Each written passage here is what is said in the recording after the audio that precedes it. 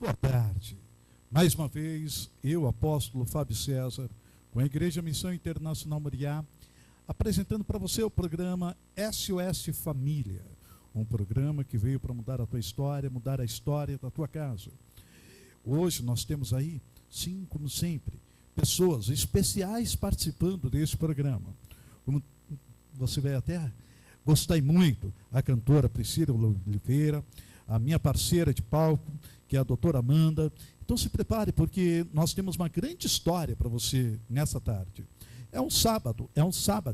E quando nós nos lembramos do sábado, nós nos lembramos do dia de adorarmos o Senhor, o dia de apresentarmos algo especial para o Senhor. Hoje, eu quero deixar apenas uma mensagem bem simples para você. Se lembrando que Jesus, ele morreu uma sexta-feira à tarde, e muitos já declararam a perca, muitos já declararam que não teria mais jeito. Às vezes na tua vida estão declarando que não tem mais jeito, que já perdeu, que já acabou, já encerrou. Mas deixa eu te dizer uma coisa. Quando Satanás pensa que está ganhando, Deus tem uma vitória muito maior logo após. Então, portanto, eu te digo, hoje é o dia da tua vitória, porque no terceiro dia o Senhor ressuscitou. Mas durante esses 3 dias ele estava guerreando no inferno, saqueando o inferno e provando que Satanás estava errado. Podem tentar a tua derrota, podem tentar a tua destruição, e às vezes parece que estão conseguindo. Mas Deus tem um projeto atrás disso, e atrás desse projeto, uma grande vitória. Então, portanto, se prepare, porque a vitória é maior do que você imagina. Eu torno a dizer, hoje vai ser, sim, muito especial. Esse programa, SOS Família, vai começar desde já, mostrando uma grande novidade para você. E para quem não conhece, vai passar a conhecer agora. Vocês aí de Portugal que me assistem, me mandam mensagem, como a nossa irmã Lucia. Eu quero te apresentar aqui do Brasil, uma grande cantora. Ela tem mudado a história, ela tem apresentado, sim, em teu ministério, um grande mover do Espírito Santo, a nossa cantora Priscila Oliveira. Portanto, vamos escutar um louvor com ela. Recebam a Priscila Oliveira neste momento.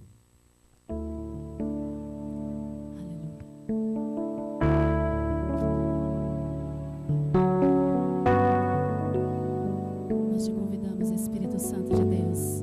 Seja bem-vindo neste lugar.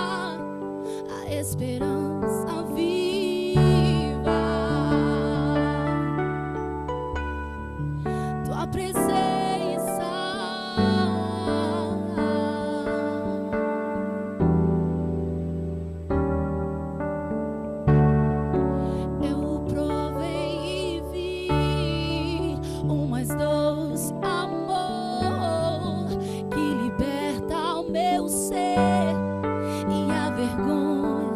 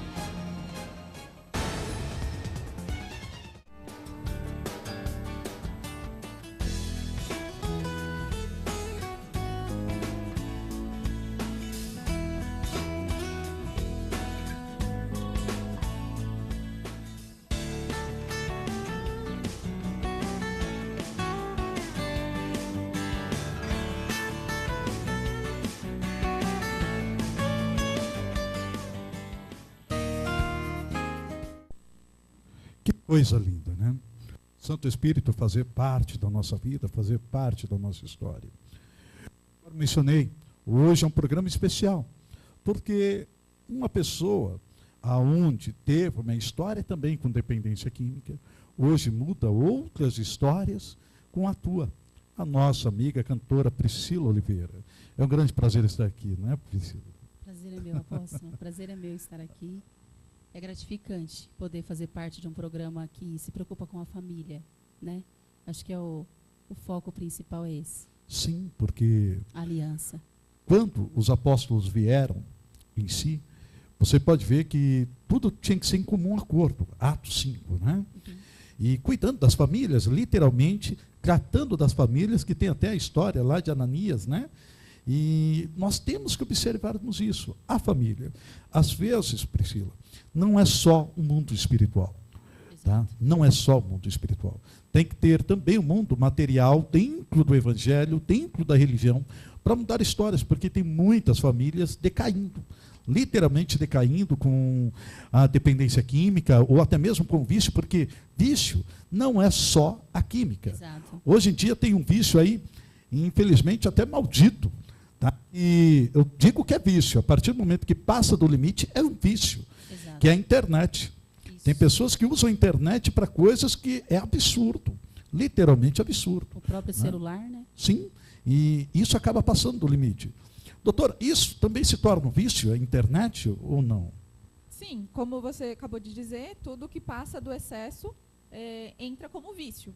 Tanto a comida, a compra, a internet, a droga, qualquer coisa que passe do limite ali, entre no excesso, é um vício.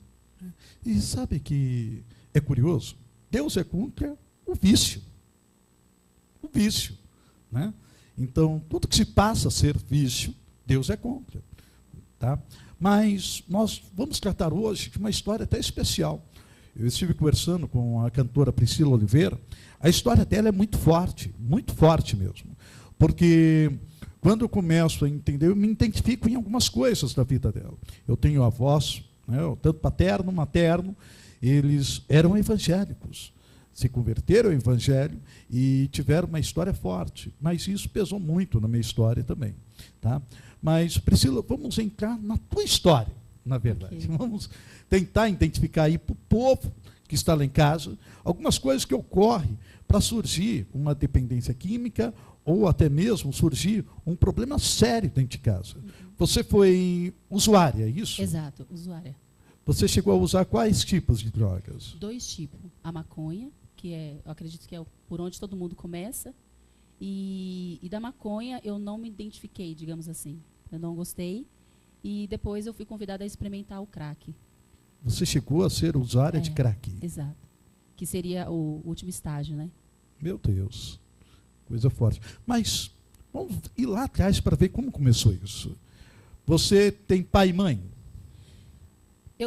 Hoje eu tenho pai, ele é falecido, e eu tenho mãe viva. Com quantos anos de idade você tinha quando faleceu teu pai? Meu pai faleceu, eu tinha 9 anos de idade. 9 anos de idade. Isso. Foi uma perca grande. Foi. Para mim foi porque a figura do meu pai, ela era uma figura principal. Porque, digamos assim, que na minha casa, os papéis eram um pouco invertidos. A minha mãe trabalhava fora.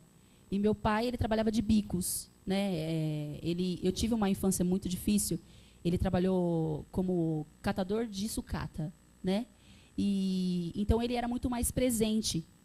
Éramos eu e meu irmão, né? Eu tinha 9 anos, ele tinha 8 anos na época, e ele fazia todo o papel de mãe. Então ele lavava, passava, cozinhava, cuidava da gente. Então a figura dele era muito forte para nós. Nós éramos muito apegados mais a ele do que a própria mãe, devido a minha mãe ser ausente por causa do trabalho, porque na época, na verdade, a minha mãe sempre trabalhou registrada, né? E meu pai vivia de bico. Então era mais fácil ela estar ausente por ter que cumprir horário do que ele. Tá, então era uma figura muito importante. E parentes? Tinha tia que olhava vocês? Então, na verdade, eu sou nascida e criada na periferia de São Paulo, né? Na Zona Leste. Então, dentro da periferia costuma-se ter as vielas onde mora já todo o parentesco, né? Então havia assim tios, tia, avós que moravam tudo ali ao redor. E a minha avó, da parte da minha mãe, ela nos olhava. Quando meu pai se ausentava, até horário de escola, alguma coisa assim, a minha avó que nos olhava. Que hoje é falecida. E após a morte do teu pai? Após a morte do meu pai também foi um pouco difícil, porque a gente sofreu, sentiu demais, né? Então depois teve um projeto na época do PITA, né, que construía aqueles prédios e tiravam o pessoal da periferia, e nós fomos uma das famílias que foram tiradas, né? Fomos inscritos e a gente conseguiu o apartamento na época. Então, dos 9 anos, a perca do meu pai, com 12 anos de idade, nós saímos da periferia e fomos morar num bairro próximo. Mas a tua mãe trabalhava? E a minha mãe continuou trabalhando e eu tive que fazer o papel. Na verdade, desde os 9 anos de idade... Não, mas só para eu tentar entender. Tá. A tua mãe trabalhava, teu pai veio a falecer. E Sim. como é que ficava você e teu irmão? Eu cuidava do meu irmão. E parentes ajudavam nisso? Sim, olhava, né? Dava Mas aquela não era a leve mesma olhada. coisa? Não, porque eu tinha que cozinhar para poder comer, né? Eu e ele. Eu tinha que dar banho, eu tinha que fazer todo o papel de mamãe e o papel que meu pai fazia enquanto vivo. Então, na verdade, a minha avó só olhava, só observava. Nós ficávamos trancados dentro de casa, né? A minha mãe saía para trabalhar, trancava tudo. E na hora de escola, essas coisas, a minha avó acompanhava a gente a sair. Ela tinha acesso à chave. Certo. Então, era mais ou menos assim que Doutora, funcionava. uma questão até curiosa. Tem mães que acham que os filhos não sentem a falta de um pai, ou um pai acha que a mãe não sente a falta de um filho. De que forma que uma família pode trabalhar com a perca de um dos dois? Tá? Existe uma forma de tentar suprir essa carência? Muitas das vezes os pais estão tão focados em dar o melhor para o filho, né? Em proporcionar sempre o melhor, a melhor roupa, o melhor brinquedo, o melhor quarto, o melhor tudo na vida, que esquece do melhor carinho, melhor atenção, né? E aí entra essa parte da carência da criança. Como ela disse mesmo, ela ficava trancada dentro de casa com o irmão. Ela era a mãe do irmão. Não tinha papel de criança. Não, ela não teve essa parte essa Responsabilidade desde infância, cedo, né? De brincar, de se divertir. Ela teve que romper com isso muito cedo para assumir um papel de mãe, né? Dela mesma e do irmão. No caso mais dela, novo. então, além de ter tido a carência paterna, foi cortado o papel de criança, foi cortado a vida de uma criança, é isso? Sim, sim. A partir do momento em que ela não tem mais aquele lazer, o momento de brincar, onde ela tem que cuidar de uma outra criança, onde ela tem que cozinhar para que ela possa comer, já não existe mais aquele papel de criança, né? Entendi. Cantora Priscila Oliveira, né? Eu brinquei uma vez numa ministração que eu fiz, uma palestra, e expliquei sobre os oliveiras. Ela estava presente, né, lá em Tupéva. E eu mencionei que os oliveiras vêm de uma tribo muito especial de Israel, que é da tribo de Levi. Ela olhou até espantada, assim, quando eu falei que todos os oliveiras são os Raitchari, né? E, cantora, vamos tentar entender, então. Com os 9 anos de idade, você já cuidava do teu irmão, já passou a ter um papel principal, se achando autodominante dentro do teu lar para cuidar e para tratar. A tua mãe estando fora, não é isso? Isso foi necessário. Foi necessário. Eu tinha que assumir esse papel. Sim, porque aí você perdeu a tua infância praticamente. Sim. Após isso, você se tornando autodominante, o que aconteceu? Qual o caminho que você decidiu partir para que você viesse a chegar aonde chegou a ser usuária? Foram amigos que te apresentaram? Como é que foi isso? Sim. Eu acho que toda essa ausência, ela gera uma depressão, digamos assim, né, escondida. Porque dentro dessa fase que eu passei, eu tentei tirar minha vida, né? Tentou algumas suicídio? vezes. Com quantos Sim, anos? com 11. Com 11 anos 11 de idade, anos. tentou suicídio. Exato. O que você tentou para ter? Na verdade, eu sou um milagre, né? Porque sabe aquele veneno que mata rato? Sim. O chumbinho? Eu cheguei a tomar um vidrinho daquele com água. Tá. Com 11 anos Então, de idade. vamos chegar... Quando você tinha 11 de idade, o que passava pela tua cabeça? Eu perdi meu pai. Praticamente não tenho mãe. Não tem mãe. Porque... A vida já era difícil, porque a gente morava numa periferia, né? 4 paredes de madeira, chovia mais dentro do que fora. Então, tinha toda uma situação que causava, né, a gente ficava triste, chateado, embora não entendia muito bem tudo aquilo, mas é como se a gente quisesse encontrar um culpado por tudo que a gente acaba vivendo. E a gente acaba não encontrando e culpa a si próprio. Então, para que eu vou viver? Entendi. Né? Olha que coisa séria, né, doutora? Uma criança de 11 anos perdeu o pai, tendo uma vida praticamente um cativo, porque era cativa dentro da própria casa. Criou em si mesmo uma depressão tão grande que tentou o suicídio. Doutora, isso é normal ou não? A gente não pode dizer que é normal, né? Mas existe sim a chance de acontecer por conta de todo o sofrimento que ela estava carregando dentro dela e não tinha ninguém para que pudesse aliviar, para quem ela pudesse contar, um ombro onde ela pudesse chorar. Então ela teve que guardar tudo isso para ela. Ela teve que carregar todo esse fardo sozinha, né? Entendi. Você que está me assistindo aí, você que é mãe, você que é pai, será que está tentando conciliar dentro da tua casa algumas coisas que ocorrem? Será que você já começou a perceber sobre teu filho o que está acontecendo? Preste bem atenção na história dessa mulher, hoje uma grande cantora. Mas será que o teu filho e tua filha vão ter a mesma oportunidade a qual ela está tendo? Comece a cortar o mal pela raiz.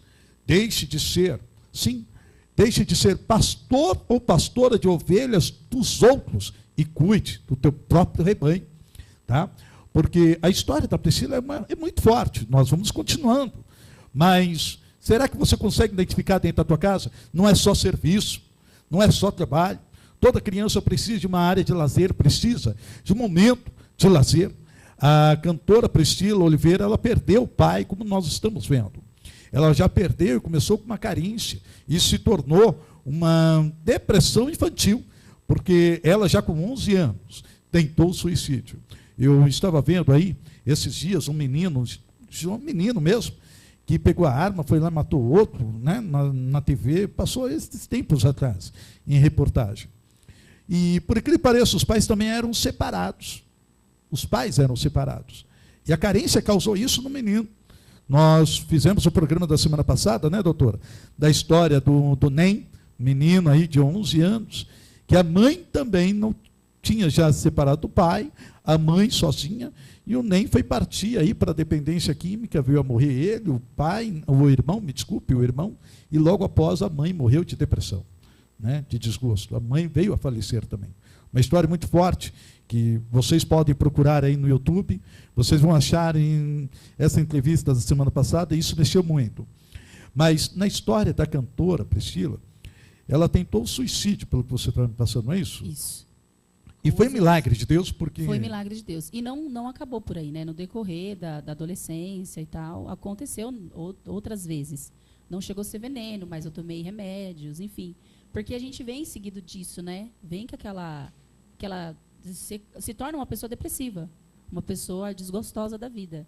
E é na onde a gente acaba indo para o mundo, então, e fazendo muita coisa. Entendi. Mas qual foi o papel da tua mãe?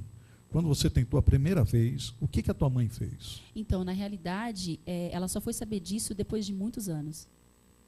Porque, por incrível que pareça, eu não tive nada, não aconteceu exatamente nada comigo. Meu Deus.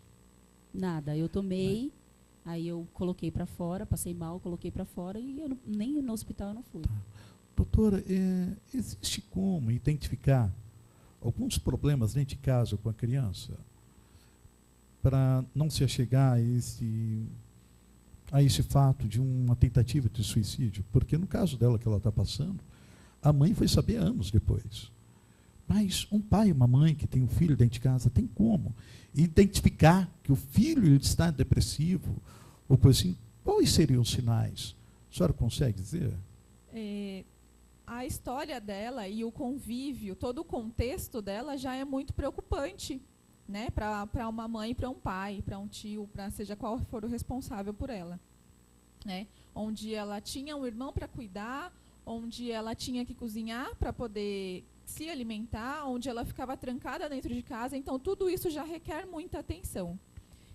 A depressão infantil, é um pouco diferente da depressão em adulto. A depressão em adolescentes e crianças, ela se manifesta de uma maneira diferente. Em adulto, você tem as questões que todo mundo já conhece, de a pessoa estar muito cansada, não ter vontade de nada, muitas das vezes não levanta da cama. A diferença para a criança e para o adolescente é a irritabilidade. Ela causa muita irritabilidade na criança e no adolescente. Então, qualquer coisa tira ela do sério, qualquer coisa já é motivo para ela não querer mais, dela desistir daquilo que ela queria, dela se irritar muito fácil, dela brigar com o outro. Então, esses são alguns sinais para você começar a perceber alguma coisa diferente no seu filho, para que precise de uma atenção especial. Opa, uma coisa que eu não sabia. Então, espera aí. Se eu tenho um filho aí, que é o Gabriel, mas ainda pequenininho, tem 2 anos de idade.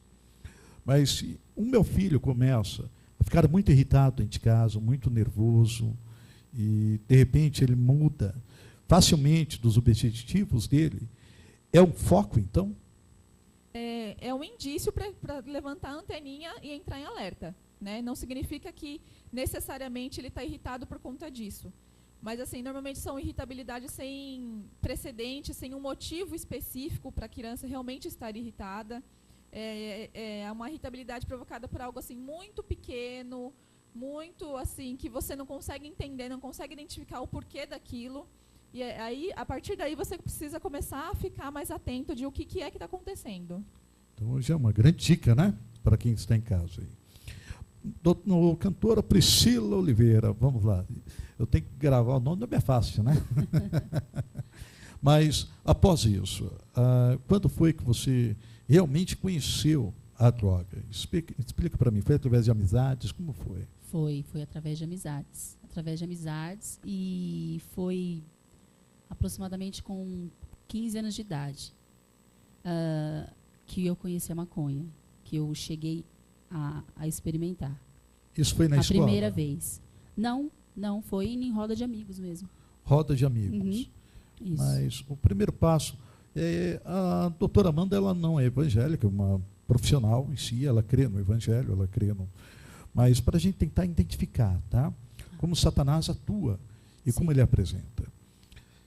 No meu caso, quando eu cheguei a usar uma vez, porque eu já estava fora da igreja e eu cheguei a utilizar, já de cara, foi a farinha.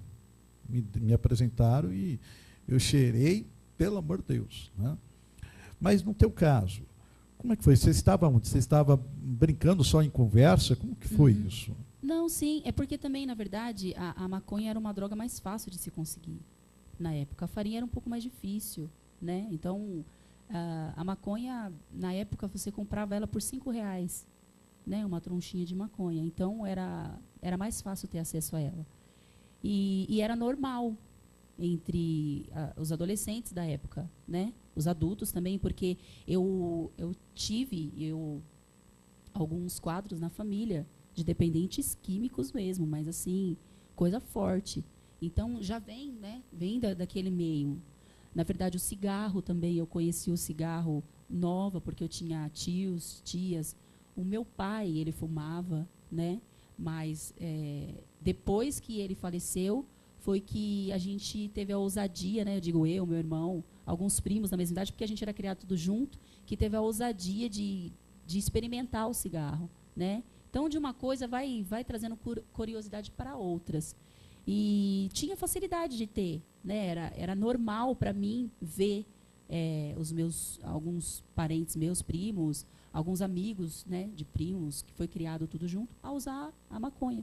Então, era normal. Então, estava na roda, deixa eu experimentar. E foi aonde eu acabei experimentando pela primeira vez. Eu tinha mais ou menos 15 anos de idade, fui em roda de amigos. Entendi.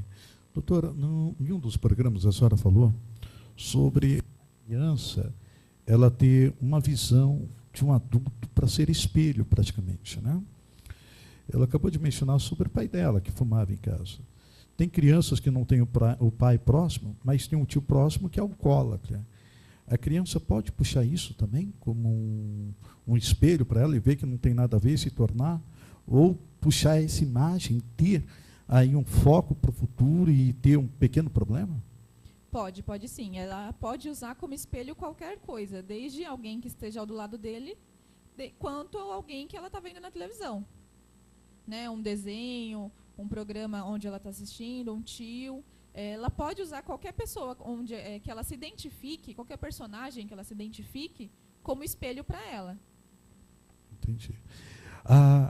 Isso, inclusive, pastor, cantora que eu puxei, é porque tem muitas mães e pais aí que não observam, né, o que está ocorrendo. Eu conheci aí, nós tivemos a entrevista com o pastor Adriano, né, que foi dependente químico, e o Adriano ele passou uma coisa até um pouco séria, que ele chegava a usar dentro de casa, mas ele se trancava no banheiro, né, para que a família não visse ele usando crack, ele se escondia. Mas tem pessoas que são visíveis, principalmente o alcoólatra, não tem como esconder. Exato, O alcoólatra não tem como. Então, o filho que está ali está tomando aquilo como um foco, um espelho para ele. Eu estou tentando puxar a família para entender que se tem o tio que é o alcoólatra, se tem o tio que ele passa o excesso disso, para a família começar a analisar e tirar esse foco da criança. Tá? Porque o lado psicológico, pelo que eu estou entendendo através desse programa, ele é muito forte. Nós buscamos espelhos para tentarmos nos identificar, conforme a doutora Amanda aí tem me ensinado. Né? Eu já falei que passei por psicologia pastoral, mas esse programa está sendo muito forte porque ele está nos ensinando. Tá? Então, no caso da Priscila, ela falou que teve aí o pai, o que usava, os tios que usavam, com dependências químicas fortes. Então, para ela, já não tinha o pai, a mãe ausente. Ela tinha praticamente os tios como espelhos, pelo que eu estou entendendo, e ela começou a entender que não tinha nenhum tipo de problema. Não foi isso? Porque foi o que você acabou de passar, que tinha os tios, o pai já fumava, então... tias. Eu tinha tias que fumavam, primo, isso mesmo, tios. Então, acabou identificando que não tinha nenhum tipo de problema. Quando chegou era algo na maconha, normal. Era normal. Era algo normal, de fato. Isso que eu estou dizendo é para quem tem a família aí que tem um alcoólatra junto, que trata o alcoólatra, mas trata também os filhos. Uhum. Trata o problema do álcool, mas também cuidado com os filhos. E o que é engraçado é que, da parte da minha mãe, seria esses tios, tias que fumavam cigarro, né? Que bebia também. Da parte do meu pai, tios e tias, todos evangélicos. Então eu estava no meio, porque de um lado era um e do outro lado era outro. Eu acredito que é até um pouco mais complicado, porque você fica dividido, né? Não, é porque, na verdade, quando nós somos jovens... Ou seja, eu tinha um caminho certo a andar e também tinha... Mas quando é jovem, nós queremos sermos livres. Né? Exatamente. Então, jamais nós vamos procurar uma visão de ser preso, porque nós não aprendemos aquilo. Uhum. Então, automaticamente, a gente quer ser livre e vai para um papel mais fácil. Tá? Mas quando se tem a presença paterna e materna para identificar uma visão diferente, acredito que nós buscamos a diferença e não fazemos aquilo. Exato. Tá? Após isso, a maconha, você chegava a pagar pela maconha, porque a tua infância era precária, pelo que você me passou. Na verdade, não, como não foi uma dependência, então era na hora de reunir... Chegava de graça. Porque para iniciar esse caminho, a gente sempre encontra de graça. Por incrível que pareça. Você encontra pessoas que te oferecem o crack. Quando eu conheci o crack, foi cerca de uns 3, 4 anos depois. E eu já não morava mais lá na periferia, enfim. E foi através de uma amiga. De uma amiga que ela é dependente até hoje. Mas, e a tua mãe chegou a identificar isso em você? Não, por ela ser muito ausente. Então, ela trabalhava, ficava o dia inteiro fora. Né? Então, nessa fase de 17, 18 anos, foi aonde eu usei a maconha novamente e eu não gostei. E eu cheguei a usar dentro de casa. Aí eu não gostei, aí eu fiquei desesperada da minha mãe perceber, porque é perceptível demais. Né? O crack já é um pouco mais difícil, a pessoa tem que conhecer mesmo para ela poder identificar. A maconha não, é bem notório, né? Cai o olho, né? Então, enfim. E eu fiquei desesperada, falei assim, nossa, minha mãe não pode ver eu assim, né? E nessa fase eu já fumava cigarro. Porque na infância eu experimentei, parei. Depois peguei uma adolescência e eu comecei a fumar. cigarro assim, do nada também. Falei, E não, tua vou começar a mãe? fumar. É, Mas tua mãe deixava? escondida da minha mãe. Escondida. Escondida da minha mãe. Tanto que a minha mãe só soube depois do meu irmão, porque nós tivemos um problema muito sério com o meu irmão, com dependência química, muito séria com o meu irmão. Coisas muito graves, a ponto dele ser ameaçado de morte, ter que tirar ele da cidade. Então, ele foi preso 2 vezes. Então, assim, foi um processo muito difícil. Então, a minha mãe, o meu irmão era mais ousado. Então, ele chegou, colocou uma cigarra em cima da televisão e eu estou fumando. E eu olhei e falei assim, nossa, e eu escondendo, eu, por mais ser mais velha, sempre deixava, porque assim, eu deixava aquelas coisas assim que eu sabia que não era certo lá fora, não levava para dentro da minha casa. Eu deixava lá fora. Isso é muito forte, né, doutora Amanda? Porque quando a gente começa a cutucar na história de carência, que pode levar a algo, muitos não dão atenção, acham que é assunto, que é historinha. Mas até o irmão acabou tendo o mesmo problema. Sim. Né?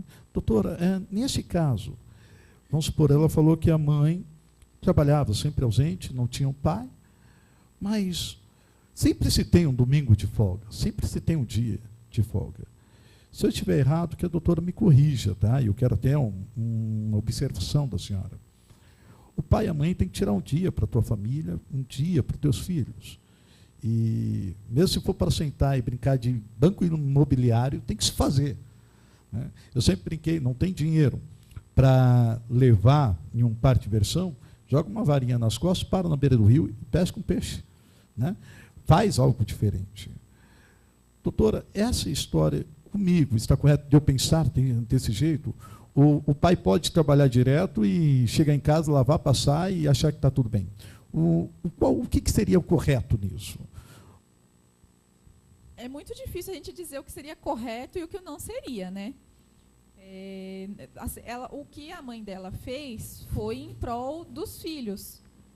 De alguma maneira, ela queria o bem-estar deles, mesmo que trabalhando, para proporcionar o melhor para eles, para que elas tivessem condições de sair de onde eles moravam.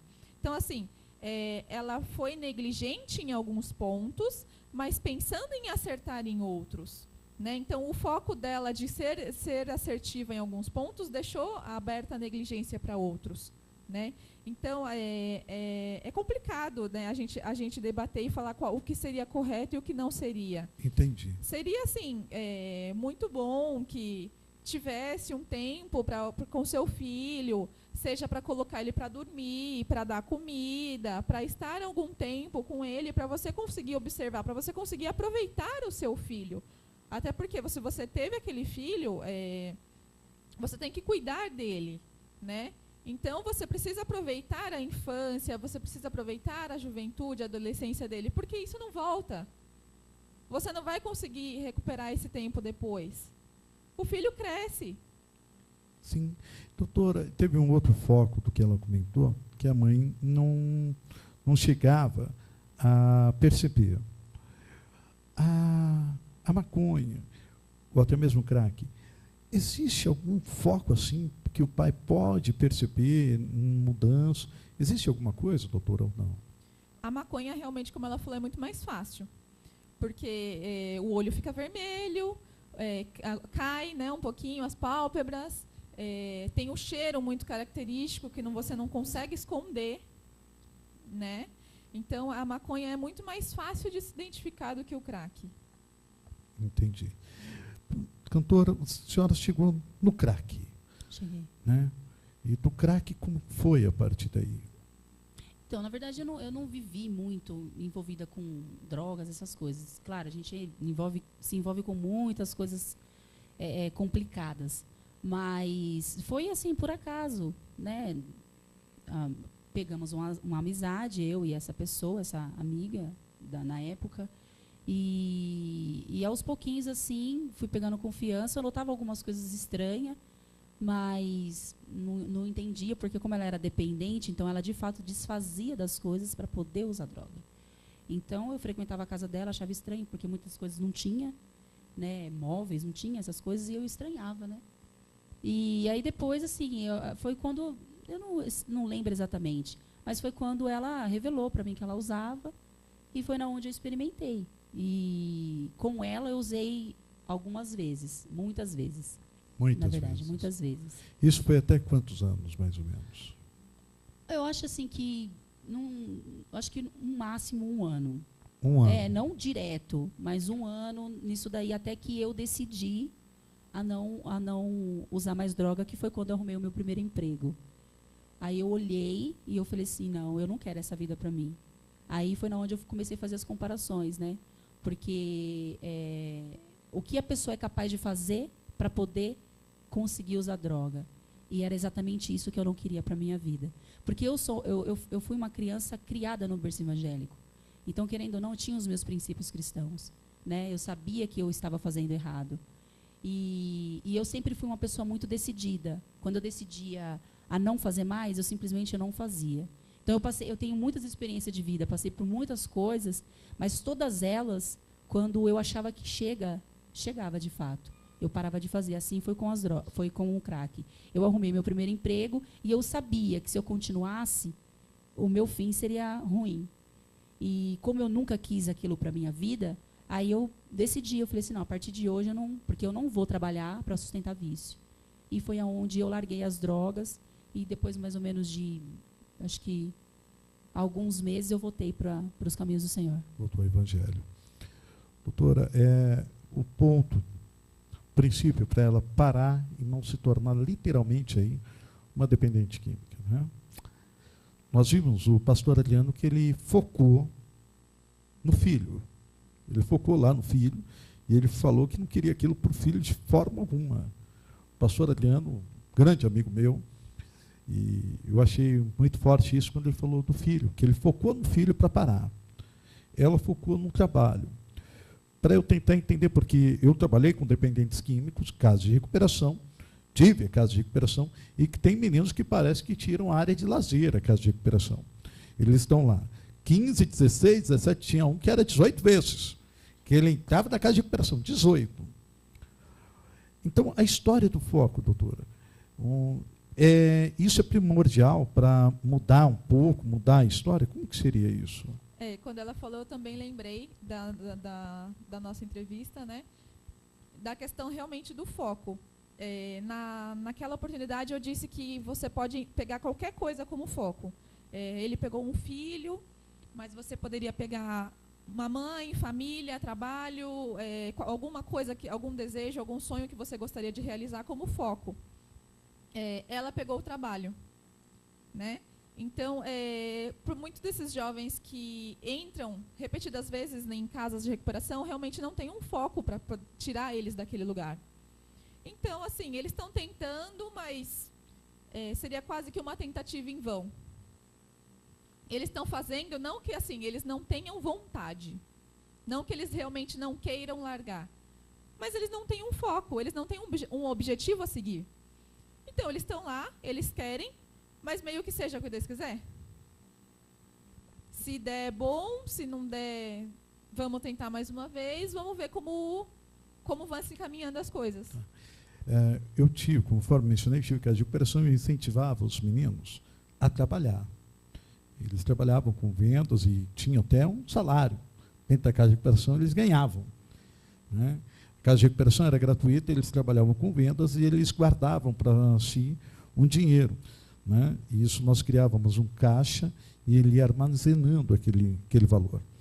Isso eu criava com foco. Tem um menino aí que é o Jacó, né? Jacó é uma bênção na minha vida, porque o Jacó, eu me lembro que já deu tempo dele sair da casa de recuperação, ele virou para mim e falou, apóstolo, deixa ficar um pouco mais, porque eu quero juntar o dinheiro para comprar uma Towner, para montar uma Towner de cachorro-quente, vender cachorro-quente. Ele criou um objetivo, tá? Ele criou um foco para isso. E eu deixei sim, juntou, comprou, casou e parece que comprou um outro carro, né? E mudou a história, porque ele teve um foco para isso. Então, as casas de recuperação, pelo que a senhora está me passando, tem que começar a trabalhar esse lado, então, de criar uma visão para o dependente químico mais à frente, de ter um foco, um ponto de chegada, ou criar um objetivo, é isso? Sim, sim. Seja ele qual for. É claro que, assim, dentro da casa de recuperação, você não vai conseguir proporcionar tudo isso, né? No caso, onde eles trabalhavam, ele tinha a chance de guardar o dinheiro para que ele realizasse o sonho dele. seja ele qual for, tentar, pelo menos, encontrar qual vai ser o objetivo, qual vai ser o foco dele. Quando ele tiver o foco claro, já é o caminho para ele começar a traçar e realmente sair daquela condição. Entendi. Tá. Após isso, então, cantora, a senhora arrumou um objetivo. Exato.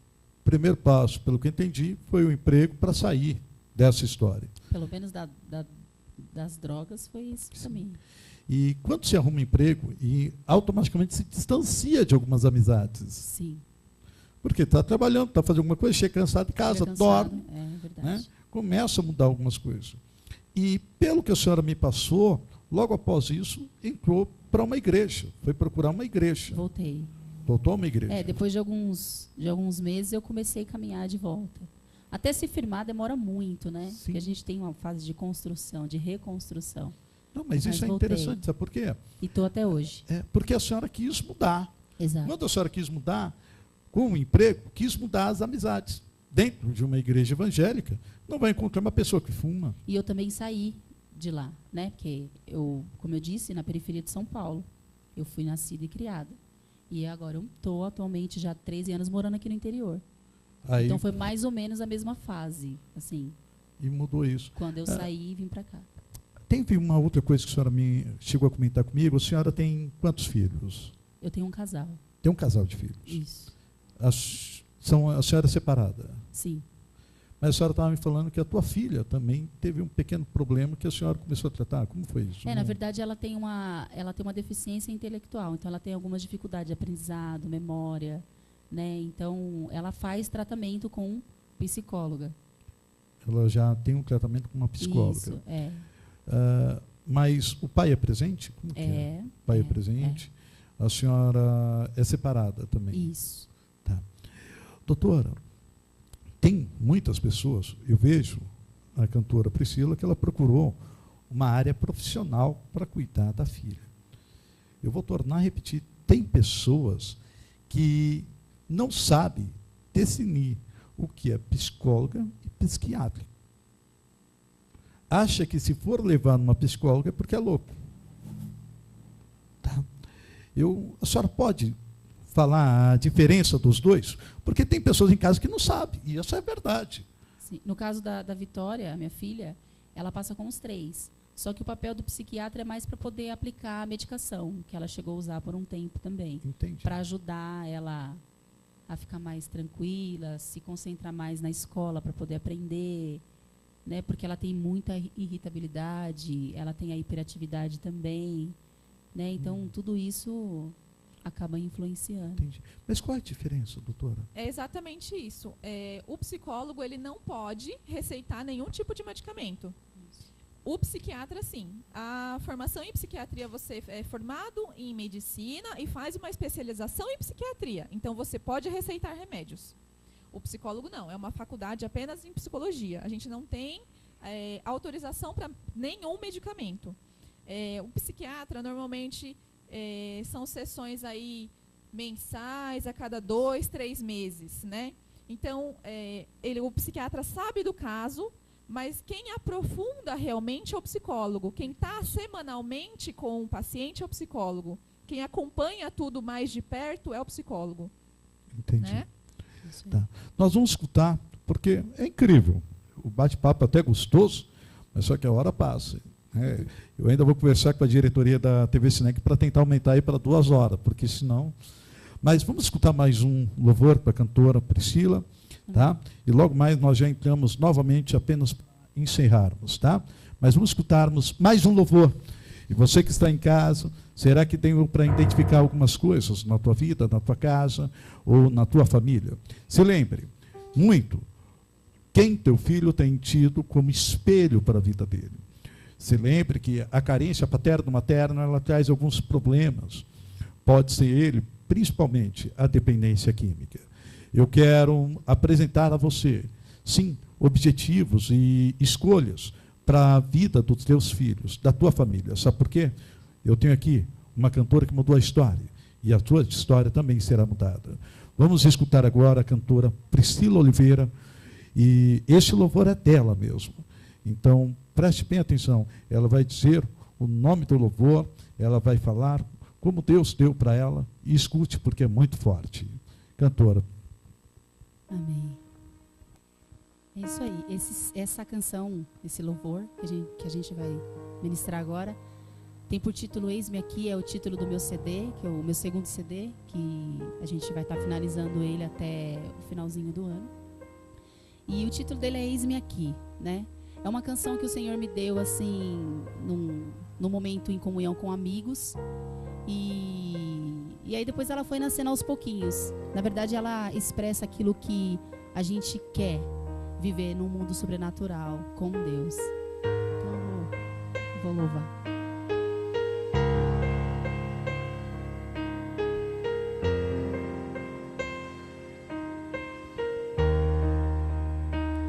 Eis-me aqui,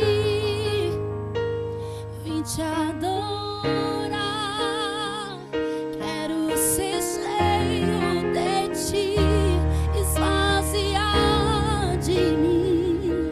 Eis-me aqui, podes me usar, tua presença é o que eu mais quero, me envolver em teus mistérios.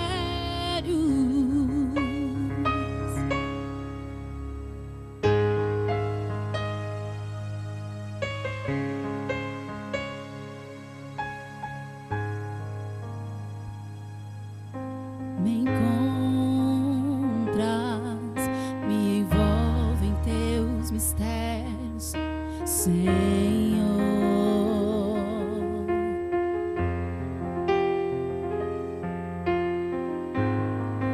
Me sonda, quero me esvaziar e ser cheio de ti. Meu Deus, quero estar aonde tu estás. Quero ir onde tua mão me levar. Quero estar aonde tu estás. Quero ir onde tua mão me levar. Eis-me aqui, vim te adorar, quero ser cheio de ti, esvaziar de mim. Eis-me aqui, podes me usar, tua presença é o que eu mais quero, me envolver em teus mistérios. Eis-me aqui, vim te adorar, quero ser cheio de ti, esvaziar de mim. Eis-me aqui, podes me usar, tua presença é o que eu mais quero, me envolver em teus mistérios. É isso aí. Hoje foi até um papo gostoso, mas as horas correram, né, como vocês viram. E nós já vamos praticamente encerrar, nem a doutora vai conseguir dar o respaldo de tudo, mas foi muito importante, porque a dependência química não atingiu a cantora, foi uma usuária. Hoje ela tem uma história mudada e é um vaso na mão do Senhor. Para você que quer entrar em contato comigo, o meu telefone é 011 99 100 0915. Igreja Missão Internacional Moriá, nós estamos situados lá no bairro Pinhal, em Cabriúva, na Via dos Girassóis, número 101. Hoje mesmo, às 8 horas da noite, nós temos culto lá. Compareça e faça parte disso. Doutora, para entrar em contato com a senhora, é em qual número de telefone? É no DDD 11 98669 8759. Amém. E todos podem procurar, né? Podem sim. Esse é o WhatsApp também. Exatamente, o WhatsApp também. Isso. O meu também é o WhatsApp. Cantora Priscila Oliveira, qual o site da cantora? O site ainda está em construção, né? Mas eu vou passar as redes sociais, os telefones de contato. Então, o contato é 11 97224 8018. Esse é o telefone de contato. O WhatsApp é 11 também, 991625966. Também tem a nossa página, né? Priscila Oliveira e Banda, porque eu ministro com banda. E também tem o nosso Facebook, CTRA, abreviação de cantora Priscila Oliveira. E o nosso canal no YouTube também, cantora Priscila Oliveira. Tá fácil. Que Deus abençoe vocês. Nós vamos escutar mais um pouco da cantora Priscila Oliveira. E eu, sábado que vem, no programa SOS Família, junto com a doutora Amanda, vamos apresentar mais uma coisa especial para você e para a tua casa e principalmente para a sua família. Vamos escutar para encerrar Priscila Oliveira. Eis-me aqui.